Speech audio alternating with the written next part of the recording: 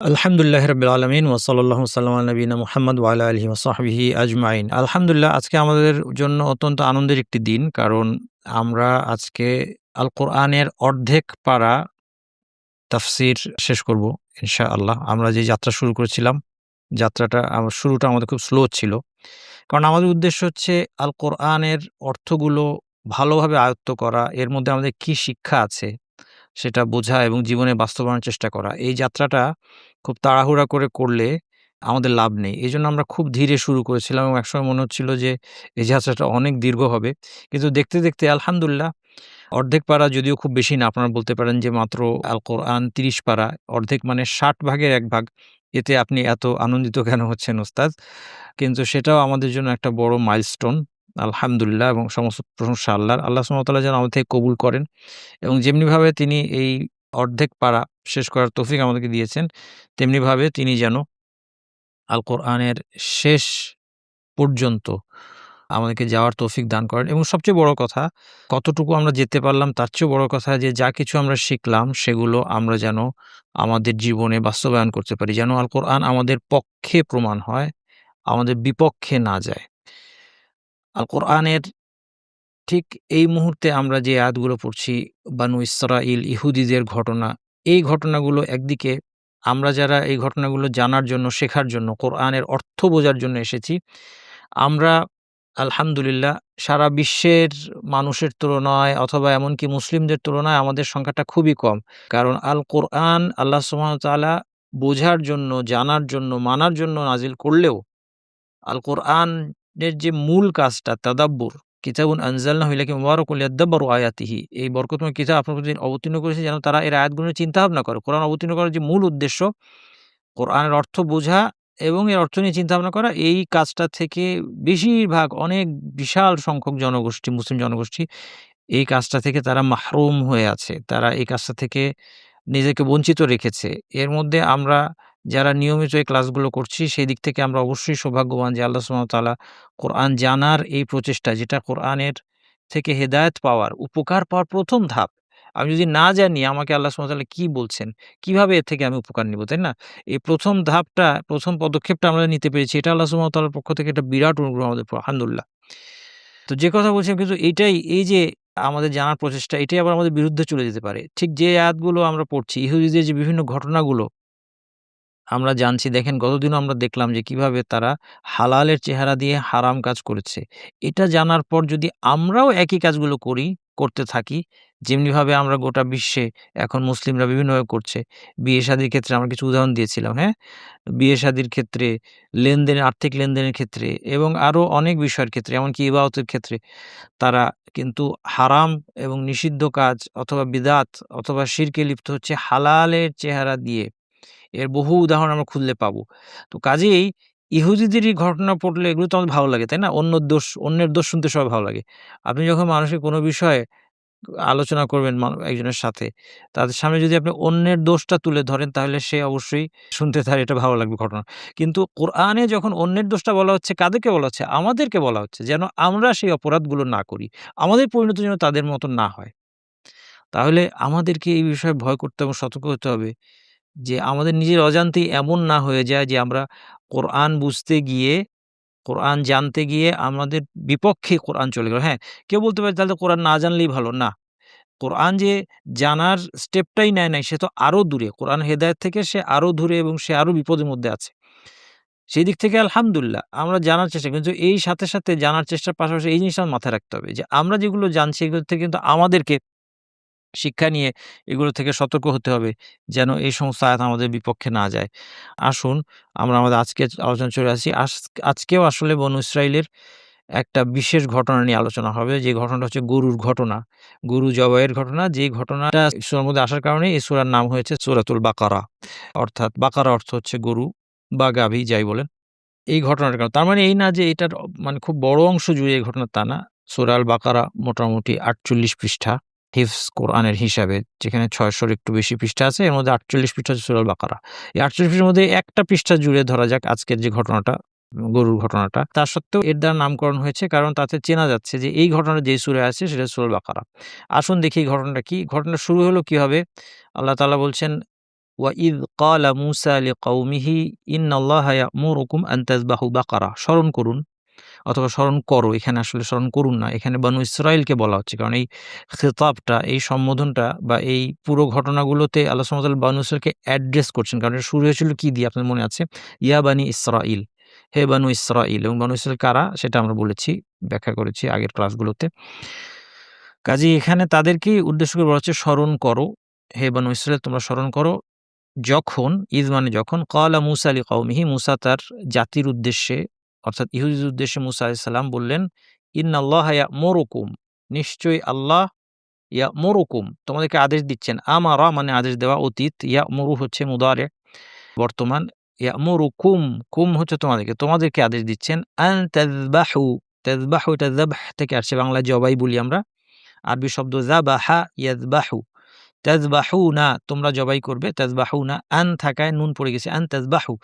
ইন্নাল্লাহা ইয়া'মুরুকুম আন তাযবাহু বাকারা, আল্লাহ আদেশ দিচ্ছেন যে তোমরা একটা গাভী জবাই করবে। ক্বালু তারা একথা শুনে বলল, আতাত্তাখিযুনা হুজুয়া, আপনি কি আমাদেরকে উপহাসের পাত্র বানাচ্ছেন? তাত্তাখিয ইত্তাখাযা ইয়াত্তাখিযু মানে কোনো কিছুকে কোনো কিছুতে পরিণত করা। আতাত্তাখিযুনা দিয়ে প্রশ্ন করছে তারা। আপনি কি আমাদেরকে, না মানে আমাদেরকে, আমাদেরকে বানাচ্ছেন? হুজুয়া মানে, হুজু মানে হচ্ছে আপনার উপহাস, ঠাট্টা, বিদ্রূপ। এখানে বোঝানো হচ্ছে বিদ্রূপের পাত্র। আপনি কি আমাদেরকে বিদ্রূপের পাত্র বানাচ্ছেন? আমাদেরকে ঠাট্টা করছেন? আমাদের সাথে মজা করছেন? ক্বালা আউযু বিল্লাহি আন আকুনা মিনাল জাহিলিন। মূসা আলাইহিস সালাম এ কথা শুনে বললেন, আমি আল্লাহর আশ্রয় চাই, আউযু বিল্লাহ আন আকুনা মিনাল জাহিলিন। কিসের থেকে আশ্রয় চাই? আমি যেন অজ্ঞদের অন্তর্ভুক্ত না হই। অজ্ঞদের অন্তর্ভুক্ত হওয়া থেকে আমি আল্লাহর কাছে আশ্রয় চাচ্ছি। তাহলে ঘটনাটা কি? এই ঘটনার মূল, এই ঘটনার শুরুটা, এটা ঘটনার শুরু না। ঘটনার শুরুটা আল কোরআনের ধারাবাহিকতা পরে আসবে। আল কোরআন আমাদেরকে সবসময় চিন্তা করতে, প্রশ্ন করতে, পড়াশোনা করতে বাধ্য করে। খুব মজার একটা বিষয়। আল কোরআন পড়তে গিয়ে, কারণ ঘটনার শুরু যেখান থেকে হলো, এখান থেকে আসলে ঘটনার শুরু না। ঘটনার শুরু আরো আগে। কিন্তু আপনি এটা পড়া মাত্র আপনার অনুভূতিটা কি হবে? আপনার কাছে মনে হবে যে কেন মুসা আলাইহিস সালাম কেন গরু জবাই করতে বললেন? আর গরু জবাই করতে বলা তো এমন কোনো মানে আশ্চর্য বিষয় না। একটা গরু হয়তো কোরবানি করতে বলেছেন বা জবাই করতে বলেছেন। এটা তো একটা স্বাভাবিক একটা কাজ। কিন্তু এটাতে তারা এত ক্ষেপে গেল কেন? তারা কেন মুসা আলাইহিস সালামকে বলল যে, "আপনি আমাদের সাথে কি ঠাট্টা করছেন? তাহলে ব্যাপারটা কি?" গরু জবাই করতে বলা তো একজন নবী যদি তার অনুসারীদেরকে বলেন যে, "তোমরা একটা গরু জবাই করো।" তাহলে এটার মধ্যে তাদের আশ্চর্য হওয়ার কি কারণ আছে, তাই না? এখানে আমরা এই ১ম আয়াতে আমরা পাচ্ছি না। এর আগে আমাদের এই ঘটনাটা বলা হয় নাই। ঘটনাটা সামনে আসবে। তারা অবাক হয়ে গেল। মুসা আলাইহিস সালাম বললেন, "আউযু বিল্লাহি আন আকুনা মিনাল জাহিলিন।" আমি অজ্ঞদের অন্তর্ভুক্ত হওয়া থেকে আল্লাহর আশ্রয় চাই। কারণ যারা মানুষকে নিয়ে ঠাট্টা বিদ্রূপ করে তারা অজ্ঞ। অথবা এর অর্থ হতে পারে যে আমি আল্লাহর ওয়াহী তোমাদের কাছে পৌঁছে দিচ্ছি। ইন্নাল্লাহা ইয়া'মুরুকুম, আল্লাহ তোমাদেরকে আদেশ দিচ্ছেন। আমি তোমাদের সাথে ঠাট্টা কেন করব? আমি যদি তোমাদের সাথে ঠাট্টা করি তার মানে এই দাঁড়ায় যে আমি আল্লাহর নামে মিথ্যা বললাম। কারণ আমার দায়িত্ব হচ্ছে আল্লাহ যে আদেশ দিয়েছেন সেই বার্তা তোমাদের কাছে পৌঁছে দেয়া। আর সেটা করতে গিয়ে আমি যদি মিথ্যাচার করি, আমি যদি বানিয়ে কিছু বলি যে আল্লাহ বলেছেন, তাহলে এই ধরনের ঠাট্টা বিদ্রূপ এটা বিরাট অজ্ঞতার কাজ। এই অজ্ঞদের অন্তর্ভুক্ত হওয়া থেকে আমি তোমার কাছে আশ্রয় চাই। তাহলে ঘটনাটা কি ছিল? ঘটনার পটভূমিটা আপনাদেরকে আমি একটু শুরুতে বলে দেই, যদিও শেষে এটার দিকে ইশারা আসবে। কিন্তু আমরা শুরুতে একটু বলে দিই, তাহলে বুঝতে আপনাদের সুবিধা হবে এই কারণে। এবং এটা বলার সময় আমরা হয়তো কিছু ডিটেইলস এড করব। কোথা থেকে বারবার আপনারা পেয়েছেন বনু ইসরাইলের ঘটনাগুলো আলোচনা করতে গিয়ে। ইসরাইলিয়াত আমরা আলোচনা করেছি না? ইসরাইলিয়াত হচ্ছে বনু ইসরাইলের থেকে যে সমস্ত ঘটনা পাওয়া যায়। এই ধরনের ঘটনাগুলো বর্ণনার ক্ষেত্রে বিধান হচ্ছে বর্ণনা করা যাবে। এইজন্য আমরা এগুলো বর্ণনা করা অর্থাৎ এগুলো দিয়ে আমরা আসলে ঘটনার কিছু গ্যাপ পূরণ করার চেষ্টা করছি যেন মোটামুটি ঘটনাটা আমরা বুঝতে পারি। এটা যে দূষণীয় কিছু নয়, তার কারণ হচ্ছে কি ১ নম্বর নবী মুহাম্মদ সাল্লাল্লাহু আলাইহি ওয়াসাল্লাম অনুমতি দিয়েছেন। ২ নম্বর কেউ বলতে পারে যে তাফসীরের মধ্যে এটার ব্যবহারের দলিল কি? দলিল হচ্ছে সালাফরা করেছেন। ইবনু আব্বাস রাদিয়াল্লাহু আনহু করেছেন। যিনি সবচেয়ে বড় মুফাসসির আল কোরআনের সবচেয়ে বিখ্যাত মুফাসসির হচ্ছে ইবনু আব্বাস রাদিয়াল্লাহু আনহু এবং তার ছাত্ররা এবং সাহাবী এবং তাবি যে জেনারেশনে ভর্তি আপনি পাবেন তারা ইসরাইলিয়াত বর্ণনা করেছেন তাফসীরের মধ্যে। তাহলে এটা করা যায়, কোনো অসুবিধা নাই। তবে মূলনীতি হচ্ছে এটা আমরা নিশ্চিত হব না যে এটা সত্য না মিথ্যা। তার কারণ হচ্ছে এর মধ্যে সত্য মিথ্যা মিশে থাকতে পারে। আল কোরআনের সাথে কোনটা যদি মিলে যায় কোরআন হাদিসের সাথে তাহলে সেটা সত্য, সাংঘর্ষিক হলে সত্য না। কিন্তু ইসরাইলিয়া থেকে আমরা সবকিছু আনবো না এবং সব ডিটেইলসকে সত্য বলে বিশ্বাস করব না। কিন্তু কিছু ঘটনা নিয়ে আসতে পারি আমরা প্রেক্ষাপট বোঝার জন্য। যেমন এখানে ঘটনাটা কি ছিল? প্রায় সমস্ত বর্ণনাই এখানে মোটামুটি ইসরাইলিয়াতের বর্ণনাগুলো একই রকম আসছে। সেটা হচ্ছে কি যে এক লোক তার চাচাকে সম্পত্তির লোভে হত্যা করে অন্য এক গোত্রের লোকালয়ে গিয়ে ফেলে আসলো এবং তারপরে অ্যাক্টিং করে সকালবেলা সে কান্নাকাটি করতে, করতে গিয়ে ডেড বডি আবিষ্কার করলো যে, "এই তোমরা আমার চাচাকে হত্যা করেছ।" এই হচ্ছে ঘটনার শুরু। যাদেরকে এই অপবাদ দেওয়া হলো তারাও খুব স্বাভাবিক, তারা চুপ করে থাকলো না। তারাও এই ব্যাপারে রেগে গেল এবং যেই গোত্রের লোক নিহত হয়েছে, কারণ আমরা জানি যে তাদের ১২ টা গোত্র ছিল, তাই না? বনু ইসরাইল ১২ টা গোত্র ছিল। যেই গোত্রের লোক নিহত হয়েছে তারাও অপবাদ দিল তাদেরকে বা তাদের দাবি করল যে তোমরা হত্যাকারী, তারা অস্বীকার করল। একে অপরের দিকে দোষ ঠেলাঠেলি করল, অভিযোগের আঙ্গুল তুলল। তারপর তারা বলল যে, "আচ্ছা আমরা ঝগড়াঝাটি করছি। মুসা আলাইহিস সালাম আমাদের মাঝে আসেন, নবী আমাদের মাঝে আসেন। তার কাছে যাই, তাকে গিয়ে জিজ্ঞেস করি।" তাকে গিয়ে যে তার কাছে যখন তারা এই মার্ডার কেস নিয়ে গেল, মুসা আলাইহিস সালাম বললেন, "ইন্নাল্লাহা ইয়া'মুরুকুম আন তাযবাহু বাকারা।" আল্লাহ আদেশ দিচ্ছেন তোমরা একটা গরু জবাই করবে। এই কারণে তারা বলল, "আত্তাত্তাখিযুনা হুজুয়া, এটা কি তুমি মজা করছো? আমরা মার্ডার কেস নিয়ে এসেছি তো আপনার কাছে। আমরা মার্ডার কেস নিয়ে আসলাম আর আপনি বলছেন এখন একটা গরু জবাই করতে হবে।" দেখেন, বনু ইসরাইল এমন এক জাতি যেটা এদের আগের ঘটনাগুলো যদি আপনি দেখেন যেখানে আল্লাহ সুবহানাহু ওয়া তাআলার আদেশ খুব স্পষ্ট। সেখানে তারা কিভাবে ন্যাক্কারজনকভাবে আল্লাহ সুবহানাহু ওয়া তাআলার আদেশগুলোকে বদলে দিয়েছে, বিকৃত করেছে এবং এগুলো নিয়ে বিদ্রূপ তারাই করেছে। তারা কিন্তু আসলে ঠাট্টা বিদ্রূপকারী একটা জাতি। ইল্লা মাশাআল্লাহ, তাদের মধ্যে অবশ্যই ভালো মানুষ ছিল, মুমিনরা ছিল। তারা মোটা দাগে ধার্মিক জাতি ছিল কিন্তু তাদের ধার্মিকতার কি অবস্থা দেখতেই পাচ্ছেন। এখন তারা এটা তো অবাক হয়ে গেল। যেখানে স্পষ্ট আদেশ আসলেও তারা পালন করতে গিয়ে গড়িমসি করে এবং মানতে চায় না, সেই জায়গায় এই আদেশটা তো অস্পষ্ট। মার্ডার কেসের সাথে গরু জবাইয়ের সম্পর্ক কি? এটা আসলেও এর মধ্যে কিছুটা অস্পষ্টতা আছে। কারণ এর তাৎপর্য বোঝা যাচ্ছে না। সেইজন্য তারা বলল, "আতাত্তাখিযুনা হুজুয়া, আপনি কি আমাদের সাথে ফান করছেন, মজা করছেন?" অথচ মুসা আলাইহিস সালাম একজন নবী। তিনি কখনোই মানুষের সাথে ফান করবেন না। ধর্ম নিয়ে ফান করা কোনো প্রশ্নই ওঠে না। একজন নবীর ক্ষেত্রে এটা চিন্তাই করা যায় না। কিন্তু তারা নবীর সম্পর্কে এই মন্দ ধারণা করেছে যে আমাদের সাথে বোধহয় মজা করছে। এটা আশ্চর্যের কিছু নাই। এই জাতির যে চরিত্র তার সাথে এটা মেলে, অসুবিধা নাই। মানে আশ্চর্যের কিছু নাই। এই হচ্ছে ঘটনা। তাহলে মুসা আলাইহিস সালাম ১ম এ বললেন একটা গরু জবাই করো। এখান থেকে একটা জিনিস বুঝতে পারছি আমরা যে আমাদের কাজ কি? আমাদের শিক্ষা কি? এখন তো আমরা খুব বুঝলাম, খুব মজা পেলাম যে দেখো এরা কিরকম করছে। আমরা কি ইসলাম নিয়ে প্রশ্ন করি না? ইসলামের বিধান আসলে আমাদের সামনে এটা কেন? হ্যাঁ? আমরা প্রশ্ন করি, এটা কেন? আমরা হয়তো এতদূর যাই নাই। আমরা সবাই হয়তো এই কথা বলছি না যে আমাদের নিয়ে কি মজা করছেন? নবী সাল্লাল্লাহু আলাইহি ওয়াসাল্লাম কি আমাদের কি মজা করছেন? এই বিধান কেন? না, এটা আমরা না বললেও কিন্তু আমাদের অবস্থাটা এরকমই যে এই বিধান কেন? হ্যাঁ, ভাই কেন বোনের দ্বিগুণ সম্পত্তি পাবে? মেয়েদেরকে কেন পর্দা করতে হবে? মেয়েদেরকে কেন ঘরে থাকতে হবে? বহুবিবাহ কেন ছেলেদের জন্য জায়েজ হবে? ইত্যাদি আরো অনেক বিষয় আমাদের কেন প্রশ্ন আছে, হ্যাঁ? কয়েকটা দিলাম। জিহাদের বিধান ইসলামে কেন আসলো? ইত্যাদি, ইত্যাদি, ইত্যাদি, হ্যাঁ? চোরের শাস্তি হাত কাটতে হবে কেন? এই যে কেনগুলো, এগুলোর উপর প্রশ্ন করার কোনো অধিকার আমাদের নাই। আমাদের ১ম কাজ হবে সামি'না ওয়া আতা'না। আমরা শুনলাম, মেনে নিলাম। আমরা ইহুদিদের মতো যেন না হয়ে যাই। যে আপনি কি আমাদের সাথে মজা করছেন? না। আল্লাহ সুবহানাহু ওয়া তাআলা যখন আমাদের কোনো আদেশ দেন, অবশ্যই এর মধ্যে আমাদের কল্যাণ আছে। তাতে কোনো সন্দেহ নাই। কিন্তু সেটা আমাদের কাছে বোধগম্য হতে পারে, নাও হতে পারে। সেটা আমরা বুঝতে পারবো কি পারবো না, সেটা ভিন্ন কথা। কিন্তু আমাদেরকে এটা বাস্তবায়ন করে ফেলতে হবে। হুম? আমরা বুঝতে পারি বা না পারি, আমাদেরকে এই বিধান কি করতে হবে? আমাদেরকে এই বিধান বাস্তবায়ন করতে হবে।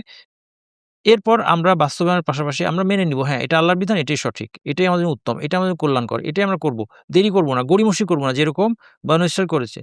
কিন্তু তারপর যদি আমাদের কাছে স্পষ্ট না হয়, আমরা জ্ঞান অর্জন করতে পারি। আমরা জানার চেষ্টা করতে পারি এর মধ্যে তাৎপর্যগুলো কি, কি আছে এই বিধানের মধ্যে, এবং আমরা যদি অনুসন্ধান করি দেখব যে এর মধ্যে আসলে মুসলিম উম্মার জন্য অনেক উপকারিতা আছে। কিন্তু সবসময় সব উপকারিতা আমরা বুঝতে পারব, কোনো কথা নাই।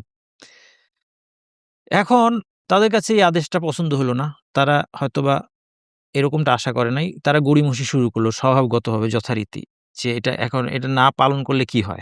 হ্যাঁ? যেটা আপনারা আগেও দেখেছেন তাদেরকে, তারা যখন একটা যুদ্ধে বিজয় লাভ করেছে, তারপর একটা শক্তিশালী জাতির বিরুদ্ধে তাদেরকে নতশিরে প্রবেশ করতে বলা হলো। তারা সেই আদেশও পালন করতে চায় নাই। খুব সহজ কাজ ছিল। তাদেরই উপকার। আল্লাহর কাছে ক্ষমা চাইবে আর নতশিরে প্রবেশ করবে। এগুলো তারা করতে চায় নাই। ইত্যাদি এরকম পদে, পদে কি করেছে তারা? আল্লাহর আদেশের অবাধ্যতা করেছে। কাজেই এখানেও তাদের গরু জবাই হওয়াটা পছন্দ হলো না। তারা গরু শুরু করল। ক্বালু, তারা বলল, উদউ লানা রাব্বাক, আপনার রবকে ডাকুন। হুম? আপনার রবকে ডেকে আপনি বলুন। দেখেন ওদের ভাষাটা দেখেন, বারবার আপনার পাচ্ছি কি ওরা রব্বাকা বলে, হ্যাঁ? এর আগে আমরা শুনেছি যে যখন মুসা আলাইহিস সালাম তাদেরকে আদেশ দিয়েছিলেন যে ফিলিস্তিন অঞ্চলটা বাইতুল মাকদিস অঞ্চলটা জয় করার জন্য সেখানে অবিশ্বাসীরা আছে তাদের সাথে যুদ্ধ করো। তারা বলল যে, "না এরা ইন্না ফিহা কওমান জাব্বারিন এরা অনেক শক্তিশালী। ওয়া ইন্না লান নাদখুলাহা হাত্তা ইয়াখরুজু মিনহা।" সেখান থেকে বের না হওয়া পর্যন্ত আমরা সেখানে প্রবেশ করব না এবং তারপর তারা বলল, "ইযহাব আনতা ওয়া রাব্বুকা ফাকাতিলা।" আপনি এবং আপনার রব গিয়ে যুদ্ধ করেন। আপনারা দিয়ে যুদ্ধ করেন গিয়ে। হ্যাঁ? আমরা বলি আমাদের রব, রব্বানা, হে আমাদের রব, রব্বি আমার রব, তাই না? রবের সাথে তো আমার অনেক গভীর সম্পর্ক, আমার রব।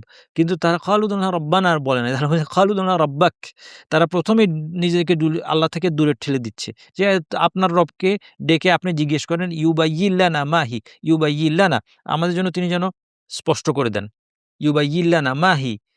এটা কি জিনিস? এটা কি ধরনের গরু? কেমন গরু? এটাও স্পষ্ট করে দেন। মুফাসসিররা বলছেন তারা যদি একটা গরু ধরে সাথে, সাথে জবাই করে দিত এটাই তাদের কর্তব্য ছিল। বিলম্ব না করে আল্লাহর আদেশ পালন করা। তাদের কাজ সহজ হয়ে যেত।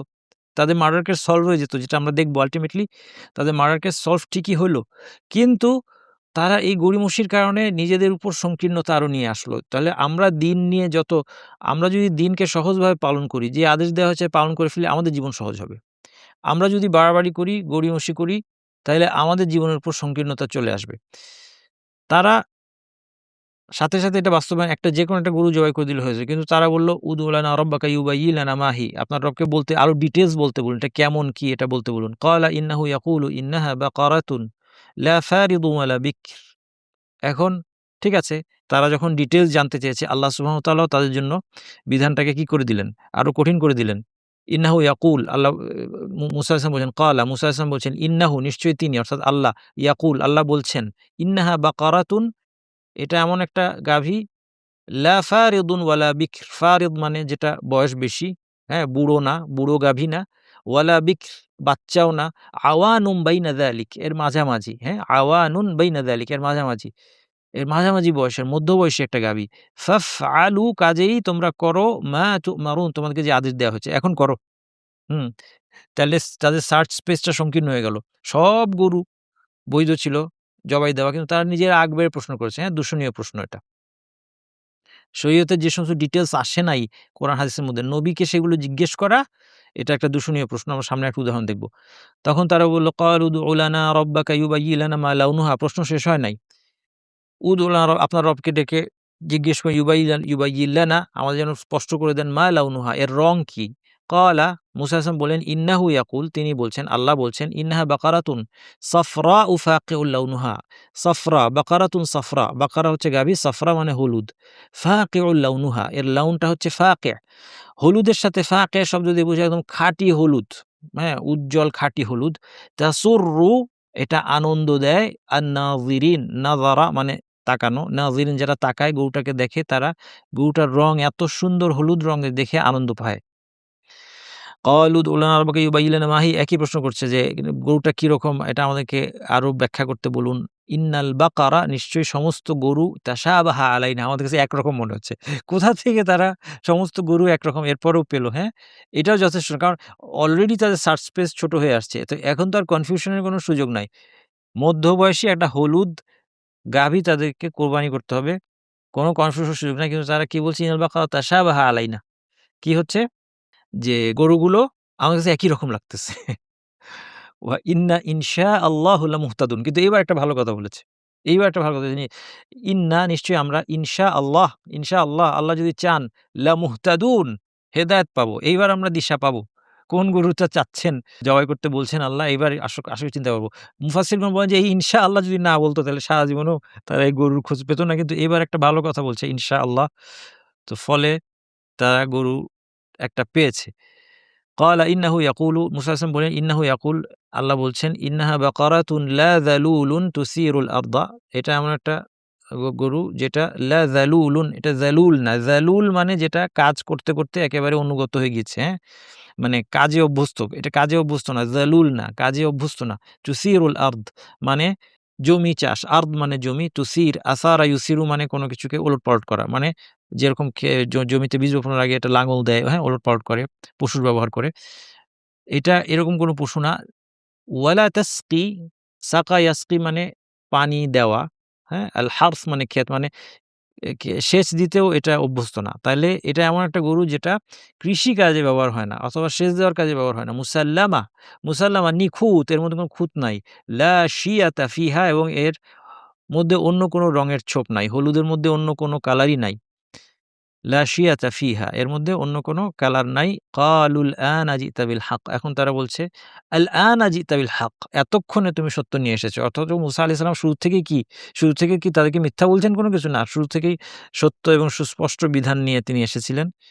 কিন্তু তারা যখন এই বাড়াবাড়ি করল, তাদের দেখেন কতটা সংকীর্ণ হয়ে গেল তাদের জন্য, যে এটা এখন এমন মধ্যবয়সী গরু হইতে হবে, হলুদ রঙের হইতে হবে, এর মধ্যে অন্য কোনো রঙের ছোপ থাকবে না, নিখুঁত থাকবে এবং কোনো কৃষিকাজে বা সেচে ব্যবহৃত হয় নাই। বলা হয় বনু ইসরাইলের ঘটনার মধ্যে এসেছে যে এরকম একটা গাভী ছিল যেটা, এই গাভীর চামড়া পরিমাণ স্বর্ণ দিয়ে তারা কিনতে বাধ্য হয়েছিল। কারণ এই একটাই গাভী পাওয়া গিয়েছে এবং যার গাভী ছিল সে অনেক টাকা দাবি করে, অনেক সম্পদ দাবি করে, এরকম অনেক স্বর্ণ দিয়ে এটা কিনে তারপরে তারা জবাই করল। ফাযাবাহুহা, হ্যাঁ? তাইলে বলল তারা আল আনা জিতা বিল হক, এতক্ষণে আপনি সত্য নিয়ে এসেছেন। ফাযাবাহুহা, এরপর তারা এটাকে জবাই করল। ওয়ামা কাদু ইয়াফআলুন, মা কাদু ইয়াফআলুন মানে, ইয়াফআলুন মানে করা, মা কাদু ইয়াফআলুন, কাদা ইয়াফআল মানে হচ্ছে প্রায় করতে নিয়েছিল, মা কাদু ইয়াফআলুন মানে প্রায় না করার উপক্রম হয়েছিল। এমন অবস্থায় তারা চলে গিয়েছিল তারা আর জবাই করবে না। কিন্তু শেষ পর্যন্ত তারা জবাই করল। এইবার আল্লাহ সুবহানাহু ওয়া তাআলা এর প্রেক্ষাপটে চলে গেলেন। ওয়াইদ কাতালতুম নাফসান, স্মরণ করো যখন কাতালতুম, কাতাল মানে হত্যা করা, কাতালতুম তোমরা হত্যা করলে, নাফসান একটা প্রাণকে তোমরা হত্যা করলে, ফাদ্দারাতুম তোমরা এটা নিয়ে পরস্পরের মধ্যে বিরোধ করলে। দার মানে হচ্ছে দাফা, মানে কোনো কিছুকে ঠেলে দেওয়া অন্যের দিকে, অর্থাৎ পরস্পর মতবিরোধ ঝগড়াঝাটিকে এখানে ইদ্দারাতুম বলা হচ্ছে। এর মানে হচ্ছে যে একজন আরেকজনের দিকে অভিযোগের আঙুল তুলছে, একজন আরেকজনের দিকে ক্লেইমটা ঠেলে দিচ্ছে, তাই না? ফাদ্দারাতুম ফিহা, এই ব্যাপারে এই নাফসকে নিয়ে, এই ব্যক্তিকে নিয়ে তোমরা কি করলে? প্রত্যেকে আত্মসমপক্ষ সমর্পণ করে পরস্পর মতবিরোধে লিপ্ত হলে। ওয়াল্লাহু মুখরিজুম মা কুনতুম তাকতুমুন, তোমরা যেটা গোপন করছিলে আল্লাহ সেটা প্রকাশকারী, অর্থাৎ আল্লাহ এটা প্রকাশ করবেন। অবস্থা এই যে আল্লাহ এটা প্রকাশ করবেন জানা কথা, তারপরেও তোমরা পরস্পরের মধ্যে এটা নিয়ে মতবিরোধ ঝগড়াঝাটি করছিলে। এখন কিভাবে প্রকাশ হলো? ফাকুলনা, আল্লাহ সুবহানাহু ওয়া তাআলা বলছেন আমরা বললাম, ফাকুলনা ইদ্রিবুহু, ইদ্রিবু দারাবা ইয়াদরিবু মানে আঘাত করা, ইদ্রিবুহু মানে ওই মৃত ব্যক্তিকে আঘাত করো, বিবাদিহা, বাদ মানে অংশ, এখানে দিয়ে বোঝাচ্ছে, বিবাদিহা মানে এই বাকারা যেটা গাভী, এই গাভীর একটা অংশ দিয়ে, অর্থাৎ গোশতের একটা টুকরা দিয়ে এই মৃত ব্যক্তিটাকে আঘাত করো। ফলে মৃত ব্যক্তি বেঁচে উঠলেন। এই মৃত ব্যক্তি বেঁচে উঠলেন এবং বললেন যে আমার ভাতিজা আমাকে হত্যা করেছে, বলে আবার সে মারা গেল। তাহলে তারা একটা মৃত্যুর পরে আবার আল্লাহ সুবহানাহু ওয়া তাআলা কেউ জীবিত করতে পারে, এর নিদর্শনও দেখে ফেলল এর মধ্যে। কাযালিকা ইউহয়িল্লাহুল মাউতা, এভাবেই আল্লাহ মৃতকে জীবিত করেন। ওয়া ইউরিকুম, এবং তোমাদেরকে দেখান, আরা ইউরি মানে দেখানো, আয়াতিহি তার আয়াতসমূহ, তার নিদর্শনসমূহ দেখান, লাআল্লাকুম তাকিলুন যেন তোমরা বুঝতে পারো। তাকিলুন আকল থেকে আসছে। আকল মানে কি? মানুষের বিবেক বুদ্ধি। তাকিলুন যেন তোমরা বিবেক বুদ্ধি খাটিয়ে তোমরা সত্য বুঝতে পারো, আল্লাহর নিদর্শন বুঝতে পারো, হ্যাঁ? তাহলে আল্লাহ সুবহানাহু ওয়া তাআলা এইভাবে মার্ডার কেস এর সলিউশন এর জন্যই গরু জবাই করতে বলেছিলেন। কিন্তু তারা এর তাৎপর্যটা বুঝতে পারেন এবং এর মধ্যে দিয়ে আল্লাহ সুবহানাহু ওয়া তাআলা তাদেরকে বিরাট নিদর্শনও দেখালেন কিভাবে মৃতকে আল্লাহ জীবিত করতে পারেন। সুম্মা কাসাত কুলুবুকুম মিন বা'দি যালিক, কিন্তু এরপরে কি হলো? আল্লাহ সুবহানাহু ওয়া তাআলা এই যে এই ঘটনা, অথবা কেউ বলছেন যে এর আগের ঘটনাগুলো সবকিছু মিলিয়ে আল্লাহ বলছেন যে ওদের একটা সমস্যা কি? ওদের অন্তর শক্ত হয়ে গেছে। সুম্মা এরপরে কাসাত, কাসা মানে হচ্ছে গিয়ে শক্ত হয়ে যাওয়া। কাসাত এখানে তা এসেছে কারণ কুলুব শব্দটা ফেমিনিন, এইজন্য কুলুব হচ্ছে কালবের প্লুরাল, অন্তর। কুলুবুকুম তোমাদের অন্তরগুলো, কাসাত তোমাদের অন্তরগুলো শক্ত হয়ে গেল। মিন বা'দি যালিকা, এই এত কিছুর পর, মিম বাদি মানে পরবর্তীতে, যালিক, যালিক মানে যা কিছু কথা বলা হলো, এসবের পরে তোমাদের অন্তরে কি অবস্থা? এত নিদর্শন তোমরা দেখলে, এত নিয়ামত তোমরা পেয়েছো, তারপর তোমার অন্তর শক্ত হয়ে গিয়েছে। এজন্য আমাদেরকে অন্তরের কাঠিন্য থেকে সাবধানতা অবলম্বন করতে হবে মুসলিম হিসেবে। এটাও আমি আলোচনা করব ইনশাআল্লাহ আজকে। ফাহিয়া কাল হিজারাহ, এই অন্তরটা শক্ত হয়ে গেল কিসের মতো? হিয়া মানে অন্তরগুলো, কাল হিজারা, হিজার মানে পাথর, পাথরের মতো, আও আসাদ্দু কাসওয়া, অথবা পাথরের চেয়েও শক্ত। আসাদ মানে আরো বেশি, কাসওয়া শক্তের দিক থেকে আরো বেশি, কাসওয়া মানে কাঠিন্য, আসাদ্দু কাসওয়া আরো বেশি কঠিন। ওয়া ইন্না মিনাল হিজারাতি লামা ইয়াতাফাজ্জারু মিনহু আনহার, কারণ পাথরেরও অনেক উপকারিতা আছে। কোন পাথর দেখা যায় লামা ইয়াতাফাজ্জারু মিনহুল আনহার, ইয়াতাফাজ্জার মানে বিদীর্ণ হয়ে সজোরে প্রবাহিত হওয়া, মিনহু ওই পাথর থেকে প্রবাহিত হয় কি আনহার, নদ-নদী, নদী-নালা অথবা ঝর্ণা, পানির ধারা প্রবাহিত হয়। ওয়া ইন্না মিনহা লামা ইয়াশাক্কাকু, এর মধ্যে কিছু আছে যেটা বিদীর্ণ হয়ে যায়, ফায়াখরুজু মিনহুল মা, মানে পানিটা ছিটকে প্রবাহিত না হলেও একটু করে হলেও বের হয়, হ্যাঁ? ইয়াশাক্কাকু ফেটে যায়, ফায়াখরুজু এবং তা থেকে পানি চুইয়ে বের হয় অথবা পানি বের হয়। হ্যাঁ? মানে আগেরটার মতো না হলেও অন্তত এর দ্বারা উপকার পাচ্ছে মানুষ। ওয়া ইন্না মিনহা লামা ইয়াহবিতু মিন খাশিয়াতিল্লাহ, আর কিছু পাথর আছে যেগুলো ইয়াহবিতু মানে নেমে যায়, পড়ে যায়, গড়িয়ে পড়ে অথবা ধসে পড়ে যায় মিন খাশিয়াতিল্লাহ, আল্লাহর ভয়ে। তাহলে এ থেকে আমরা বুঝতে পারলাম জড় বস্তুর মধ্যে অনুভূতি আছে, আল্লাহর ভয় আছে। এগুলোকে আমাদের আক্ষরিক অর্থেই নিতে হবে। আমাদের এর অস্তিত্ব জানা নাই। কিভাবে তারা ভয় পায় সেটা আমাদের জানা নাই, কিন্তু তার মানে বোঝা যাচ্ছে জড় বস্তু আল্লাহকে ভয় করে। আল্লাহ সুবহানাহু ওয়া তাআলা কোরআন সময় বলেছেন, লাউ আনজালনা হাযাল কুরআন আলা জাবালিন, যদি এই কোরআনকে পাহাড়ের উপর অবতীর্ণ করতাম, লারাআইতাহু খাশিয়াম মুতাসাদ্দিআন মিন খাশিয়াতিল্লাহ, আল্লাহর ভয়ে সে বিনীত হয়ে চূর্ণ-বিচূর্ণ হয়ে যেত পাহাড়টা। তাহলে আসলে জড় বস্তুর মধ্যে আল্লাহর ভয় আছে।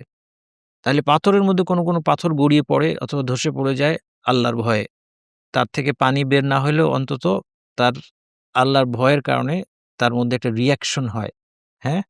তার মানে আল্লাহ সুবহানাহু ওয়া তাআলা কি বলছেন যে এরা সবাই তোমাদের অন্তরের থেকে, মানে পাথরের সাথে তুলনা করলাম কিন্তু পাথরও বরং অনেক বিচারে তোমাদের অন্তরের থেকে ভালো।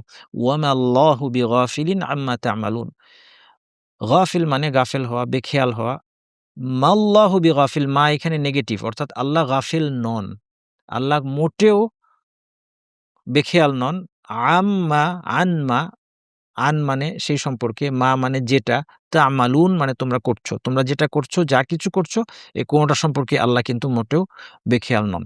এই আয়াতগুলো থেকে আমরা শিক্ষা পেলাম, তা হচ্ছে তাৎপর্য না বুঝলেও আদেশ আমাদেরকে তাৎক্ষণিকভাবে বাস্তবায়ন করতে হবে। আসুন এটা আমাদের নিজের জীবনে আমরা বাস্তবায়ন করার চেষ্টা করি। আমরা তো অনেক কিছু আলোচনা শুনলাম। এগুলো আমাদের বাস্তবায়নের চেষ্টা করতে হবে। শরীয়তের বিধিনিষেধ পালনে গড়িমসি সংকীর্ণতা নিয়ে আসে। এই জিনিসটা আমরা দেখলাম।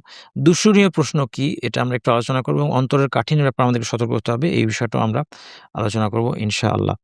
প্রথমত আমরা যেটা এখন যে জিনিসটা দূষণীয় প্রশ্ন নিয়ে আলোচনা করছি, সব প্রশ্নই কি দূষণীয়? না।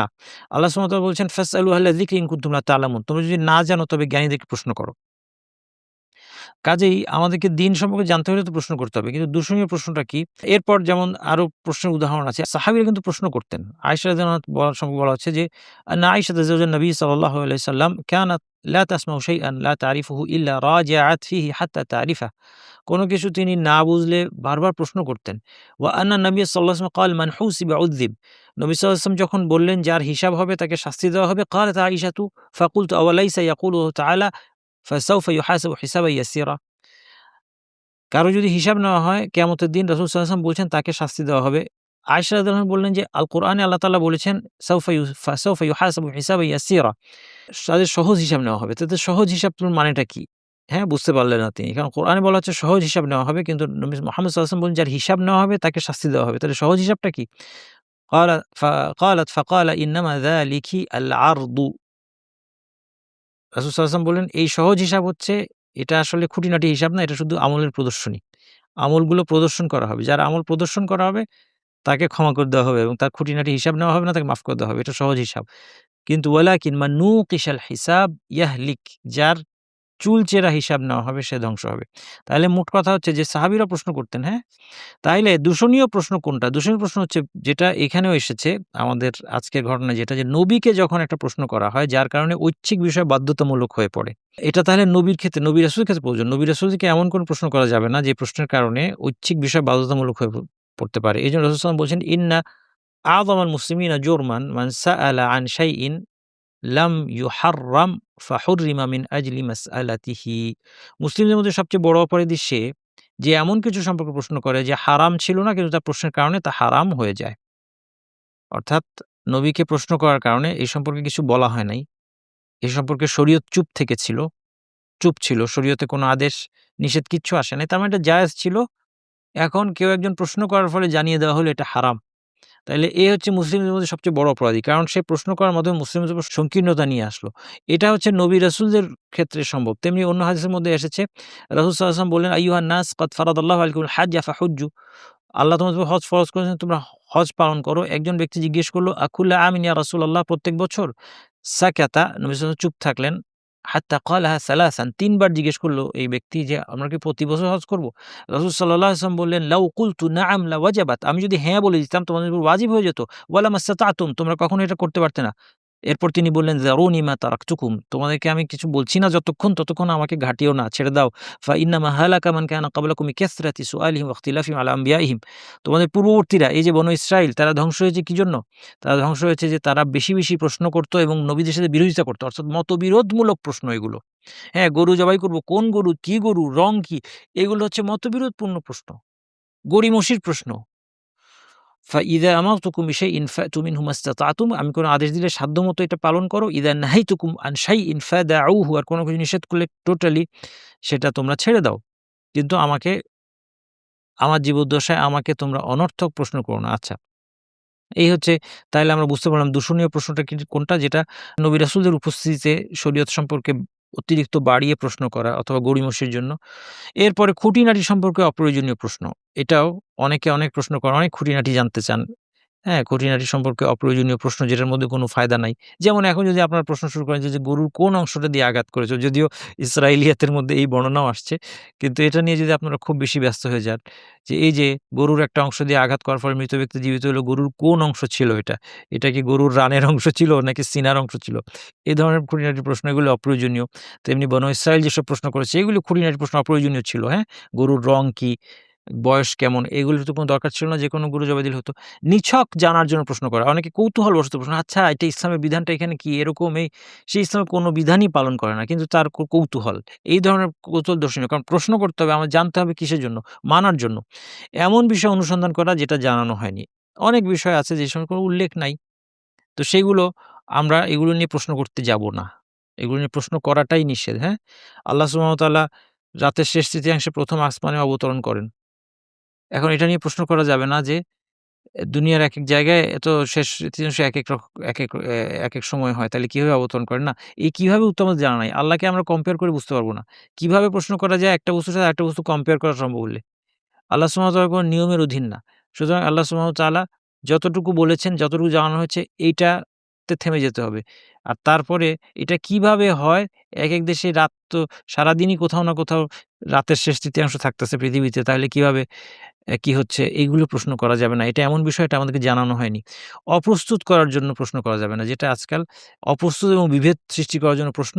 অনেক ভাইয়েরা আজকাল এই প্রশ্নগুলি করে থাকেন। তাদের অন্তরে রোগ আছে, হ্যাঁ? তাদের উচিত আল্লাহর কাছে অন্তরের রোগ থেকে আশ্রয় চাওয়া। আমরা সবাই। তারা আমরা বলে কোনো কথা নেই। আমাদের সবার, আমাদের অন্তরে রোগ আছে। আর অন্তরের রোগের একটা প্রকাশ হচ্ছে মানুষকে অপ্রস্তুত করা অথবা বিভেদ তৈরির জন্য প্রশ্ন করা। একজনকে প্রশ্ন করে তারপর ২ জন আলেমের ছবি দিয়ে থাম্বনেইল বানায়, হ্যাঁ? ভিডিও ছাড়া যে উনি এটা বলছেন, উনি উনার বিরুদ্ধে কথা বলছেন। বিভেদ তৈরি করার জন্য প্রশ্ন। এই জিনিসগুলো আমাদের সমাজে উপস্থিত। যে পরিস্থিতি উদ্ভব হয় নাই সেটা নিয়ে প্রশ্ন। আমি এটা ঘটনা বলতে আগেও বলেছি যে একবার ছোটবেলায় আমাদের প্রশ্ন উত্তরের একটা ম্যাগাজিন ছিল। ওই ম্যাগাজিনে ইসলামি প্রশ্ন উত্তর থাকতো। তো এটা আমরা খুব পড়তাম। তো ওই প্রশ্ন উত্তরের সংকলনও বের হতো। তো ওইখানে মানে পড়তে মজা লাগতো, ওইজন্য পড়তাম। আমি বুঝে পড়তাম না। তো ওইখানে একজন প্রশ্ন করেছে, মুফতিকে প্রশ্ন করেছে যে, "চাঁদে গেলে কিভাবে নামাজ পড়বো আমরা? কিবলা কোন দিকে হবে?" তো মুফতি উত্তর দিয়েছে যে, "আপনি চাঁদে যান, তারপর আমাদেরকে লিখবেন, তখন আমরা আপনাকে জানাবো। চাঁদে যেতে পারলে আপনি চাঁদ থেকে চিঠি লিখবেন, আমরা প্রশ্ন উত্তর দিব।" তাহলে সুন্দর উত্তর দিয়েছেন তিনি। কারণ এটা এমন পরিস্থিতি যেটা উদ্ভব হয়নি। আচ্ছা। অন্তরের সুস্থতার জন্য ১০ টি কাজ, এটা আজকের বোনাস আলোচনা। অন্তরের সুস্থতার জন্য ১০ টি কাজ। এই বিষয়ে আমি একটা স্বতন্ত্র লেকচার দিয়েছিলাম। সেখান থেকে খুব সংক্ষেপে আমি এটা ওই নোটটা ঘাঁটতে গিয়ে দেখলাম অনেক উপকারী কথা আছে। এজন্য কিছু উপকারী কথা আপনাদের জন্য আলোচনা করছি। ১ম কাজ, দেখেন আমাদের অন্তর যেন কঠিন হয়ে না যায়। আমাদের অন্তর যেন সুস্থ থাকে, রোগমুক্ত হয় এবং অন্তরের পজিটিভ কোয়ালিটি, আল্লাহর প্রতি ভালোবাসা, ভয়, আশা, এই কোয়ালিটিগুলো যেন আমাদের অন্তরের মধ্যে থাকে। এজন্য আমাদের নিয়মিত কিছু কাজ করতে হবে। আমি ১০ টা কাজের কথা বলব, কিছু ভালো কথা বলব। কিন্তু সব মনে থাকতে হবে এমন কোনো কথা নেই। কিন্তু কিছু না কিছু উপকার হবে এর মধ্যে ইনশাআল্লাহ। ১ম কাজ হচ্ছে জ্ঞান অর্জন করা। বিশেষত তৌহিদ এবং ঈমান সম্পর্কে আমাদের জ্ঞান অর্জন করতে হবে। কারণ এ কথাটা মনে রাখবেন, এখানে আপনার সামনে দেয়া আছে। তাওহীদ হলো আত্মশুদ্ধির মূল। আর শিরক হলো ওই বিষয় যা অন্তরকে সবচেয়ে বেশি কলুষিত করে। অন্তরকে কলুষিতকারী সবচেয়ে বড় রোগ কোনটা? সেটা হচ্ছে শিরক। বরং শিরকের নাপাকি এমন নাপাকি যার কারণে কোনোভাবেই অন্তর পরিচ্ছন্ন হবে না। শিরকের নাপাকির এখানে নাজাসাতুল মুগাল্লাযা। কঠিন নাজাসা, শিরকের নাজাসাত অন্তরে থাকার কারণে আল্লাহ সুবহানাহু ওয়া তাআলা আল কোরআন কি বলছেন? ইয়া আইয়ুহাল্লাযীনা আমানু ইন্নামাল মুশরিকুনা নাজাসুন। হে ঈমানদারেরা, মুশরিকরা নাপাক। নাপাক? মুশরিকরা কি ধরনের নাপাক? তার সাথে হাত মিলালে আমাকে সাবান দিয়ে হাত ধুইতে হবে? না। তার অন্তরে রয়েছে শিরকের নাপাকি, এবং যতক্ষণ এই নাপাকি থেকে অন্তর পরিচ্ছন্ন না হবে ততক্ষণ আর কোন ধরনের পরিচ্ছন্নতা আসবে না। এবং সেই সাথে অন্তরের গতি প্রকৃতি, এর রোগ এবং চিকিৎসা সম্পর্কেও জ্ঞান অর্জন করতে হবে। যেমন আপনার অন্তরকে আপনি পরিচ্ছন্ন করতে চান। অন্তরের একটা রোগ হচ্ছে অহংকার। অহংকার কি? অহংকার যে একটা রোগ অন্তরে জানতে হবে। কোরআন হাদিস পড়লে আপনি জানতে পারবেন। রাসূল সাল্লাল্লাহু আলাইহি ওয়াসাল্লাম সাবধান করেছেন, লা ইয়াদখুল জান্নাতা মান কানা ফি কলবিহি মিসকালু যাররাতিন মিন কিবর। যার অন্তরে সামান্য ছোট পিঁপড়া পরিমাণ সামান্যতম অহংকার থাকবে, জান্নাতে প্রবেশ করবে না। এটা রাসূল সাল্লাল্লাহু আলাইহি ওয়াসাল্লাম কেন জানালেন? কারণ আমাদের অহংকারটা বুঝতে হবে এবং এর থেকে মুক্ত হতে হবে। সাহাবীরা সাথে, সাথে এটাই প্রশ্ন করলেন যে, অহংকারটা কি জিনিস? একজন ব্যক্তি সুন্দর পোশাক পড়তে পছন্দ করে, সুন্দর জুতা পড়তে পছন্দ করে, এটাই কি অহংকার? রাসূল সাল্লাল্লাহু আলাইহি ওয়াসাল্লাম বললেন, "না, আল কিবরু বাতারুল হাক্কি ওয়া গামতুন নাস।" সত্যকে মানতে না চাওয়া। ১ নম্বর হচ্ছে সত্যকে মানতে না চাওয়া। এখন মিলিয়ে দেখেন নিজের সাথে। অনেকের কাছ থেকে অনেক সময় সত্য আসে, কিন্তু আমরা মেনে নিতে চাই না। সত্য আমার কাছে স্পষ্ট হয়ে যাওয়ার পরও আমি মেনে নিতে চাই না। এটা কি? এটা অহংকার? এইটা যতক্ষণ অন্তরে থাকবে জান্নাতে প্রবেশের পথে এটা বাধা। খুব কঠিন হাদিস। ওয়া গামতুন নাস, ইহতিকার, মানুষকে তুচ্ছ-তাচ্ছিল্য করা। নিজেকে চিন্তা করে দেখেন, আপনি ভাবছেন যে আমার অহংকার নাই, কিন্তু হয়তো আপনি অনেক বড় অহংকারী। আমি হয়তো ভাবছি আমার অহংকার নাই। আমি হয়তো অনেক বড় অহংকারী। মানুষের সাথে আচরণ চিন্তা করে দেখেন। আমার আচরণ আমরা চিন্তা করে দেখি। বিশেষ করে যাদেরকে আমরা তুচ্ছ-তাচ্ছিল্য করি, যাদেরকে আমরা আমাদের চেয়ে ইনফিরিয়র মনে করি, আমরা নিজেদেরকে শ্রেষ্ঠ মনে করি যাদের তুলনায়। এই শ্রেষ্ঠত্ববোধ কি আমার অন্তরে নাই? আমি অন্যের চেয়ে নিজেকে শ্রেষ্ঠ মনে করছি, বেটার মনে করছি, জ্ঞানের দিক থেকে হোক, সৌন্দর্যের দিক থেকে হোক, ক্ষম আ যোগ্যতার দিক থেকে হোক, হ্যাঁ? এবং তার সাথে আমার আচরণ কেমন হয়? সে আমার পাশে এসে বসে বলল, আমি এর উদাহরণ দিই, নিজেকে যাচাই করতে চান। নে দেখে চিন্তা করেন যে আপনি খুব ওয়েল ড্রেসড, সুটেড বুটেড অবস্থায়ও আপনি খুব একটা দামি অফিসে গিয়ে সোফায় বসেছেন। খুব পারফিউম-টারফিউম দিয়ে আপনি গেলেন। আর আপনার পাশে এসে একজন মিস্ত্রি বসে পড়লেন। তিনি লুঙ্গি পরা, তার হয়তো শার্টটা ময়লা। আপনার পাশে একদম পাশাপাশি বসে পড়লেন। আপনার তখন অনুভূতিটা কেমন হবে? আপনি এটা দিয়ে নিজেকে যাচাই করতে পারবেন যে আপনার মধ্যে কি শ্রেষ্ঠত্ববোধ আছে কি নাই? হুম?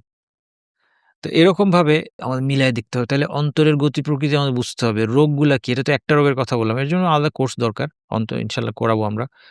তাইলে অন্তরের রোগগুলো একটা, একটা করে ঈর্ষা। আমি মনে করছি আমার মধ্যে ঈর্ষা নাই। কিন্তু আমার বন্ধুর ছেলে রেজাল্ট ভালো করছে, আমার ছেলে করতে পারে নাই। আমার মনের মধ্যে একটা কষ্ট লাগে। আমার আমার ছেলের বন্ধু ক্লাসে সে হিফজ করে ফেলছে, কমপ্লিট করে মিষ্টি খাইয়ে দিয়েছি। কিন্তু আমার ছেলে আম পাড়াই শেষ করতে পারল না। আমার মনের মধ্যে কষ্ট লেগে যায়। হ্যাঁ? আমি মনে করতেছি আমার মধ্যে হিংসা নাই। দেখেন, সূক্ষ্মভাবে আমাদের মধ্যে লুকিয়ে আছে। এজন্য আমাদের নিজের অন্তরকে কিন্তু যাচাই করতে হবে। অন্তরের সুস্থতার জন্য ২য় কাজ হচ্ছে দোয়া। দেখেন, দোয়ার ব্যাপারে আমাদের ৪ টা জিনিস মনে রাখতে হবে। ১ নম্বর, হেদায়েত আল্লাহর হাতে। আমার অন্তরের পরিচ্ছন্নতা, আল্লাহ যদি আমার অন্তরকে পরিচ্ছন্ন না করেন, তাহলে আমার অন্তর পরিচ্ছন্ন হবে না। এজন্য দোয়াগুলো, হাদিসের দোয়া করতে হবে। ইয়া মুকাল্লিবাল কুলুব সাব্বিত কলবি আলা দীনিক, এবং এরকম আরো, আল্লাহুম্মা আতি নাফসি তাকওয়াহা ওয়া যাক্কিহা আনতা খায়রুম মান যাক্কাহা আনতা ওয়ালিয়্যুম মাওলাহা। আমার দোয়ার বইটা কালেক্ট করে সেখান থেকে পড়তে পারবেন, অথবা হিসনুল মুসলিমের মধ্যে পেয়ে যাবেন। তাইলে হেদায়েত আল্লাহর হাতে, আল্লাহর কাছে চাইতে হবে। আচ্ছা, হেদায়েত আল্লাহর হাতে। কাজেই আল্লাহর থেকে ছিনিয়ে এটা আনতে পারবে না কেউ।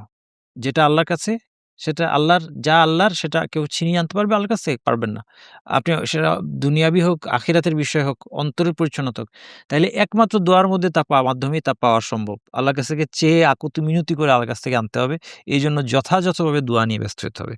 তাইলে আমাদের মুসলিম হিসেবে কাজ হচ্ছে দোয়ার উপর ফোকাস করা। এজন্য মনীষীরা বলতেন, যে ওমর রাদিয়াল্লাহু আনহু থেকে বর্ণিত আছে, তিনি বলতেন যে, "আমার আল্লাহর দোয়ায় সাড়া দিবেন কিনা এটা নিয়ে আমার চিন্তা না। আমি দোয়া করতে পারলাম কিনা।" আমরা দোয়া তো করিই না। কি আশ্চর্য ব্যাপার! আমরা দোয়া করি না। আমি এটা রিয়ালাইজ করলাম এখন, আসলে মুসলিমরা দোয়া করে না তো। হ্যাঁ, মাজারে গিয়ে কবরে গিয়ে চায় সেটা অন্য জিনিস। পীর সাহেবের কাছে এটা তো শিরক। এটার মাধ্যমে সে মুসলিম থাকতেছে না।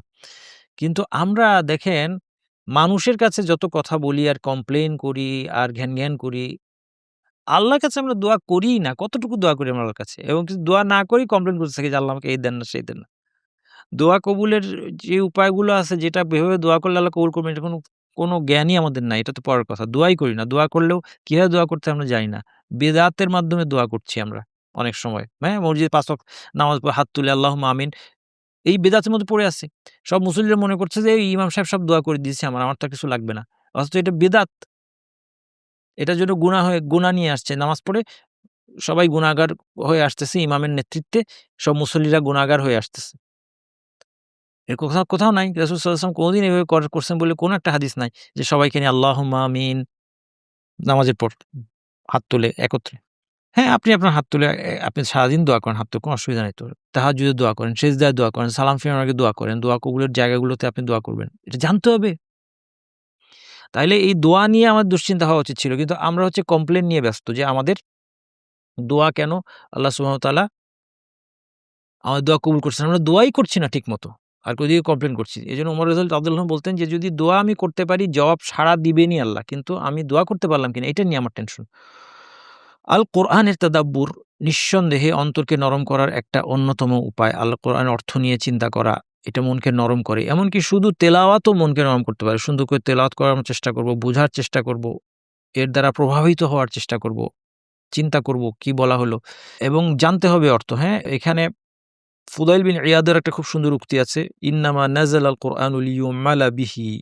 কোরআন অবতীর্ণ হয়েছিল এর দ্বারা এর উপর আমল করা হবে সেইজন্য। আমরা যদি কোরআনে আল্লাহ কি বললেন আমরা সাথে আমলে বাস্তবায়ন করি আমাদের অন্তর পরিচ্ছন্ন হয়ে যাবে। ফুদাইল বিন ইয়াদ রাহিমাহুল্লাহ বলছেন কোরআন অবতীর্ণ হয়েছিল আমল করা হবে সেইজন্য ফাত্তাখাযান নাসু কিরাআতাহু আমালান। কিন্তু মানুষ কোরআন শুধু পড়াটা নিছক পড়াটাকে আমল বানিয়ে ফেলেছে। মানুষ এর নিছক পাঠ কোনো না কিছু না বুঝে আমল না করে শুধুমাত্র তেলাওয়াত করা আর মাহফিল করা এই জিনিসগুলোকে মানুষ কি বানিয়ে নিয়েছে? আমল বানিয়ে নিয়েছে। কোরআন বুঝার পেছনে কতটুকু সময় দিচ্ছে মানুষ ভেবে দেখেন। অনুসরণীয় ব্যক্তি নির্বাচন করতে হবে। আপনি কার হাত ধরে আপনার অন্তরকে পরিচ্ছন্ন করবেন এটা খুব গুরুত্বপূর্ণ। এজন্য মনে রাখতে হবে অন্তরের ডাক্তার হচ্ছেন একমাত্র নবী রাসূলরা। তারা হচ্ছেন আতিব্বাউল কুলুব। হ্যাঁ, এটা ওই হার্টের রোগের কথা বলছি না আমরা। অন্তরের যেই ব্যাধিগুলো আছে ঈর্ষা, বিদ্বেষ, অহংকার, শিরক, রিয়া এই অন্তরের রোগের একমাত্র ডাক্তার হচ্ছেন নবী রাসূলরা। এজন্য নবী রাসূলদের পথে না গিয়ে অন্য কোনো তরিকায়, কোনো সুফি তরিকা অথবা কোনো নিঃসঙ্গতা অবলম্বন করা, নিজেকে কষ্ট দেওয়া, মোটা কাপড় পরা, কষ্টকর কাপড়, বিভিন্ন যে সমস্ত পথভ্রষ্টদের বিভিন্ন প্র্যাকটিস অন্তরকে পরিচ্ছন্ন করার জন্য এইগুলোর মাধ্যমে কোনোদিন অন্তরের পরিচ্ছন্নতা আসবে না। একমাত্র নবী মুহাম্মদ সাল্লাল্লাহু আলাইহি ওয়াসাল্লামের পথ চললে, তার সুন্নাহর অনুসরণ করলে অন্তর পরিচ্ছন্ন হবে। কুল ইন কুনতুম তুহিব্বুনাল্লাহা ফাত্তাবিউনি। তোমরা যদি আল্লাহকে ভালোবাসো, বলে দিন তোমরা আল্লাহকে ভালোবাসো, আমার অনুসরণ করো, ইউহবিবকুমুল্লাহ। আল্লাহ তোমাদের ভালোবাসবেন। ওয়া ইয়াগফির লাকুম যুনুবাকুম। কাজেই নবী সাল্লাল্লাহু আলাইহি ওয়াসাল্লামের সুন্নাতকে বাদ দিয়ে বানোয়াট জিকির আবিষ্কার করে যে এতবার এই জিকির পড়বা, এইখানে এতবার এই জিকির পড়বা, যেটা কোনো কোরআন হাদিসের মধ্যে সংখ্যা আসে নাই। বিদআত। এই বিদআতি জিকির করে, বিদআতি আমল করে, বিদআতি তরিকা বের করে যত সুফি তরিকার যা কিছু আছে বলা হয় যে আত্মশুদ্ধির জন্য, এই সবগুলো জাহান্নামের পথে আমাদেরকে নিয়ে যাবে এবং অন্তরের রোগ শুধু বাড়াবে, কমাবে না। যেভাবে আপনি যদি রোগ নিয়ে একটা অশিক্ষিত একটা কবিরাজের কাছে চলে যান, আপনার জটিল রোগ নিয়ে আপনি যেরকম নিজেকে মৃত্যুর ঝুঁকির মুখে ঠেলে দিচ্ছেন ডাক্তারের কাছে না গিয়ে, তেমনি মনে রাখবেন নবী রাসূলই হচ্ছেন একমাত্র আতিবাউল কুলুব। এরপর আল্লাহকে স্মরণ করা, জিকিরের মাধ্যমে অন্তর পরিচ্ছন্ন হয়। জিকিরগুলি যে আমরা বুঝে করতাম। আমরা সুবহানাল্লাহ সালাতের পরে ৩৩ বার বলছি সুবহানাল্লাহ, সুবহানাল্লাহ বলার সাথে যদি আমি অর্থটা বুঝতাম যে আল্লাহর সমস্ত দোষ ত্রুটি থেকে আল্লাহকে পবিত্র বলে আমি ঘোষণা করছি। আলহামদুলিল্লাহ বলার সময় যদি রিয়ালাইজ করতাম আল্লাহর উত্তম গুণাবলী এবং কত নেয়ামত আমার জীবনে, এটা উপলব্ধি করে যদি প্রত্যেকটা আলহামদুলিল্লাহ বলতাম তাহলে অন্তরটা নরম হতো। পরিচ্ছন্নতার পরে উন্নতি হবে। আগে অন্তরটাকে পরিচ্ছন্ন করতে হবে। পাপ হাদিসের মধ্যে কি আছে? প্রত্যেকটা পাপের জন্য একটা কালো দাগ পড়ে। তাহলে আমি পাপ করতে থাকবো আর ওইদিকে কোনো কসরত করে অন্তরকে পরিষ্কার করে ফেলবো, এটা কোনোদিনও হবে না। পাপ বন্ধ করতে হবে, অন্তরে কালো ফোঁটা পড়া বন্ধ করতে হবে। তারপরে এটাকে পরিষ্কার করলে, তারপরে এটাকে সাবান দিয়ে ডললে এটার উন্নতি হবে। হ্যাঁ? তারপরে সবকটা জানালা খুলে দাও নাকি বন্ধ করে দাও? বন্ধ করে দাও। হ্যাঁ? সবকটা জানালা বন্ধ করে দিতে হবে।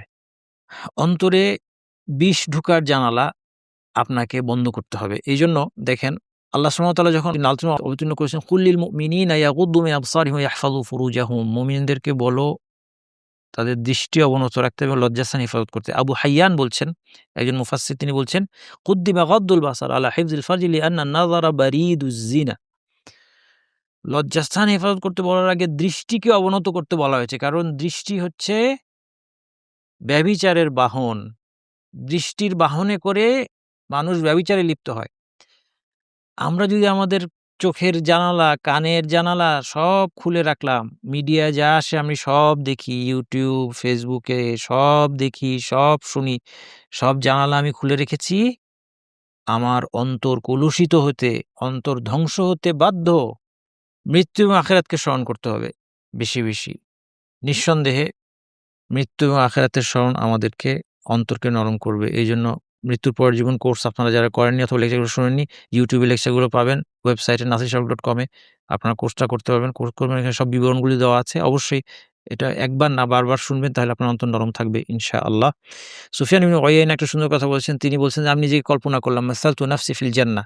আমি নিজেকে জান্নাতে কল্পনা করলাম যে জান্নাতে আমি আছি। আকুলু সিমারাহা, জান্নাতের ফল খাচ্ছি। ওয়া আশরাবু মিন আনহারিহা, জান্নাতের নদ-নদী থেকে পান করছি।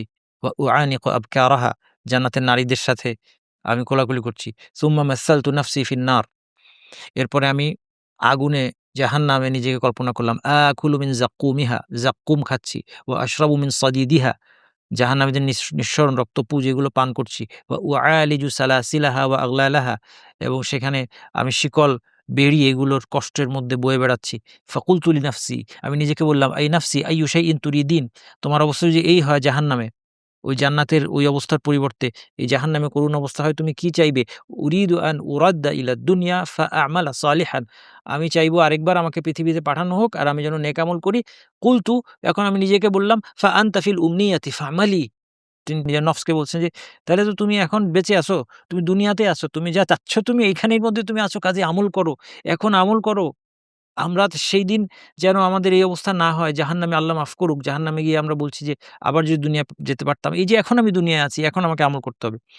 উত্তম সঙ্গী নির্বাচন করতে হবে। উত্তম সঙ্গী আল্লাহ সুবহানাহু ওয়া তাআলা তার নবীকে বলছেন, ওয়াসবির নাফসাকা মা আল্লাযিনা ইয়াদউনা রাব্বাহুম বিল-গাদাতি ওয়াল আশি ইউরিদুনা ওয়াজহাহ, আপনি নিজেকে ধৈর্য ধরে ওই সমস্ত লোকের সাথে লেগে থাকেন যারা তাদের রবকে সকাল সন্ধ্যায় আহ্বান করে, ইউরিদুনা ওয়াজহাহ, আল্লাহর চেহারা দেখার আশায় তাদের রবকে যারা ডাকে, আল্লাহওয়ালা মানুষেরা, সৎকর্মশীল নেককার মুমিন, তাদের সাথে থাকুন। ওয়ালা তা'দু আইনাকা আনহুম তুরিদু জিনাতাল হায়াতিদ দুনিয়া, দুনিয়ার চাকচিক্যের কারণে দৃষ্টিকে তাদের থেকে অতিক্রম করে দুনিয়ার দিকে দিয়েন না। সাঈদী রহমতুল্লাহ আলাইহি তিনি তার তাফসীরে বলছেন, ফিহাল আমরু বি সুহবাতিল আখিয়ার, এখানে আল্লাহ সুবহানাহু ওয়া তাআলা এই আয়াতের মধ্যে উত্তম লোকদের সাথে মেশার আদেশ দিয়েছেন। ওয়া মুজাহাদাতুন নাফস আলা সুহবাতিহিম, এবং তাদের সাথে মানে তাদের সাথে লেগে থাকার ক্ষেত্রে নিজের নফসের সাথে মুজাহাদা করা, সংগ্রাম করা। মুখালাতাতিহিম ওয়া ইন কানু ফুকারা, যদি তারা দরিদ্র হয়, সৎকর্মশীল লোকেরা, তাদের সাথে আমাকে থাকতে হবে, যাদের কাছ থেকে আমি দ্বীনের ক্ষেত্রে উপকৃত হতে পারবো। হয় তাকে সে জ্ঞানী ব্যক্তি, যার কাছ থেকে শিখতে পারবো, অথবা তিনি বিশুদ্ধ আমল করেন, তাকে দেখে আমল শিখতে পারবো। তাদের সঙ্গটা খুব এনজয়েবল না হইলেও তাদের সাথে আমার লেগে থাকার ব্যাপার নিজেদেরকে উপর কি করতে হবে? নিজেদেরকে স্ট্রাগল করতে হবে। তাইলে এর সুফল আমরা পাবো। নবী সাল্লাল্লাহু আলাইহি ওয়াসাল্লাম বলছেন, রাজুলা দীনি খলিলি ফালইয়ানজুর আহাদুকুম মান ইউখালিল, একজন ব্যক্তি তার যে ঘনিষ্ঠ বন্ধু, সেই বন্ধুর দ্বীনের উপর চলে। কাজেই প্রত্যেকে যেন লক্ষ্য করে যে তার ঘনিষ্ঠ বন্ধুটা কে। তাহলে আমাদের যে ঘনিষ্ঠ সঙ্গী হবে তার অনুসারী আমরা হয়ে থাকি। কাজেই আমাদের উত্তম সঙ্গী নির্বাচন করতে হবে এবং নিজের সম্পর্কে উচ্চ ধারণার ব্যাপারে সতর্কতা অবলম্বন করতে হবে। এই সবকিছুর পরে আমাদের যেন নিজেদের সম্পর্কে উচ্চ ধারণা না থাকে যে আমি অনেক করেছি, অনেক আমল করলাম, অনেক ভালো কাজ করছি। না, এটা হচ্ছে ধ্বংসের খুব দ্রুত রাস্তা। এইজন্য আয়েশা জিজ্ঞেস করলেন, আল্লাহ সুবহানাহু ওয়া তাআলা বলছেন, ওয়াল্লাযিনা ইউতুনা মা আতাউ ওয়া কুলুবুহুম ওয়াজিলা, একদল লোকের কথা বললেন যে যারা যা করার করে কিন্তু তাদের অন্তর ভীত, অন্তরে ভয় নিয়ে করে। আয়েশা জিজ্ঞেস করলেন, আহুমুল্লাযিনা ইয়াশরাবুল খামরা ইয়াসরিকুন, এখানে কাদের কথা বলা হচ্ছে? যারা মদ খায়, চুরি করে, মানে খারাপ কাজ করে কিন্তু অন্তরে ভয় আছে, তাদের কথা বলা হচ্ছে? না। রাসূলুল্লাহ বললেন, লা ইয়া বিনতা সিদ্দিক, হে সিদ্দিকের কন্যা, না। ওয়ালাকিন্নাহুম, এরা কারা? যারা ভয় পাচ্ছে, তারা কিছু একটা করছে আবার ভয় পাচ্ছে। তারা কারা? অপরাধ করে ভয় পাচ্ছে? না, ভালো কাজ করে ভয় পাচ্ছে। আল্লাযিনা ইয়াসুমুন, তারা রোজা রাখে, ইউসাল্লুন, নামাজ পড়ে, ইয়াতাসাদ্দাকুন, সদাকা করে, ওয়া হুম ইয়াখাফুনা আল্লা ইউকবালা মিনহুম, তারপরে ভয় করে যে তাদের থেকে বুঝি কবুল হবে না। এটা হচ্ছে মুমিনদের অবস্থা। ইবনু আবি মুলাইকা বলছেন, আদরাকতু সালাসিনা মিন আসহাবিন নবী সাল্লাল্লাহু আলাইহি ওয়াসাল্লাম কুল্লুহুম ইয়াখাফুন নিফাক আল নাফসি, আমি ৩০ জন সাহাবীর সাথে আমার সাক্ষাৎ হয়েছে, যারা প্রত্যেকে নিজের ব্যাপারে নিফাকের ভয় করতেন। আমি কি মুনাফিক? ভয় করতেন। ক্বাল হাসান বসরি, হাসান বসরি রাহমাতুল্লাহ বলেন, আল মুমিনু জামা ইহসান ওয়া শাফাকা, মুমিনের বৈশিষ্ট্য হচ্ছে সে একদিকে ভালো কাজ করে, অন্যদিকে ভয় পায়। মুনাফিক জামাআ ইসাআতান ওয়া আমনান। মুনাফিকের ব্যাপার হচ্ছে কি যে সে খারাপ কাজ করে আবার এদিকে নিরাপদ বোধ করে। আল্লাহর শাস্তি থেকে নিজেকে নিরাপদ বোধ করে। এরপর তিনি তেলাওয়াত করেন ইন্নাল্লাযীনা হুম মিন খাশিয়াতি রাব্বিহিম মুশফিকুন। মুমিনের বৈশিষ্ট্য হচ্ছে তারা তাদের রবের ভয়ে সবসময় ভীত থাকে। আলহামদুলিল্লাহ। আজকে আমাদের আলোচনা এতটুকুই। সুবহানাকাল্লাহুম্মা ওয়া বিহামদিকা আশহাদু আল্লা ইলাহা ইল্লা আনতা আস্তাগফিরুকা ওয়া আতুবু ইলাইক।